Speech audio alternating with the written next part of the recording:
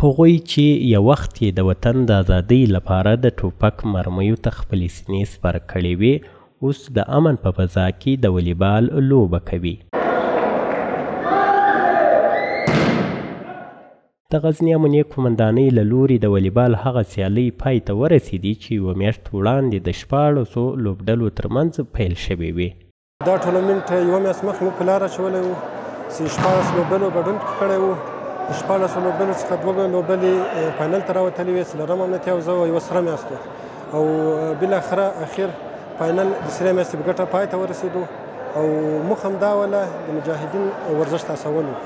دلته ډیری مجاهدین په سپورت کولو بوخت دي.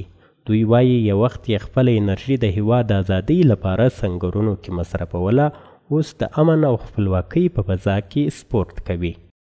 ټولو مجاهدینو ته همدغه پیغام دی چې د سپورت په برخه کې کوشش وکړي او بدن ته ډېره ګټه کوي د سپورت برخه. نو مخکې موږ په سنګرو کې وخت تېرول، نو په هغه وخت کې هم دغه بریالي اوس الحمدلله وطن ازاد ده، لوبې ښه په ازاده فضا کې کوو، نو ډېر د خوښۍ احساس کوو.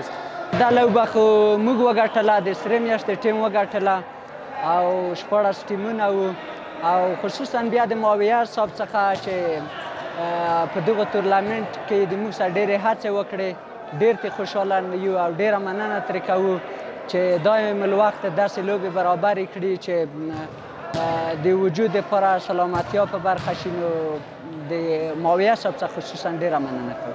باید وویل شي چې د غزني په مرکز سربیره په ډیری ولسوالیو کې د ځوانانو ترمنځ د لوبو دغه ډول سیالۍ روانې دي چې مسؤلین یې له نشو او بېځایه کارونو څخه د ځوانانو د راګرځېدو ښه لار بولي.